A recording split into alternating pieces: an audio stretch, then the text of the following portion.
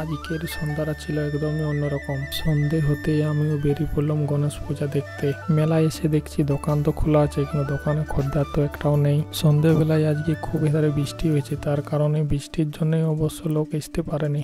দোকানটা ফাঁকা দেখে আমিও ঢুকে পড়লাম। যেহেতু গণেশ পূজা দেখতে এসেছি, কিছু না বাড়ি কিনে নিয়ে গেলে হবে। যেখানে ব্রেক ড্যান্সারটা আছে চারদিকে অবশ্য লাইট সাদা হলুদ নীল, আমাকে তো অবশ্যই ভালোই লাগছে।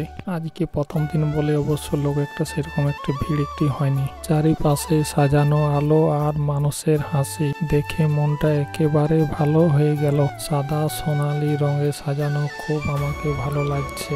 প্রতিমার সামনে সবাই দাঁড়িয়ে প্রণাম করছে, কেউ কেউ ছবি তুলছে, আরো কেউ চুপচাপ বসে ঠাকুরের দিকে তাকিয়ে আছে। ঢাকের বাজনায় আর ধনার গন্ধে পুরো পরিবেশটাকে যেন এক ধরনের শান্তি ভরে দিয়েছিল।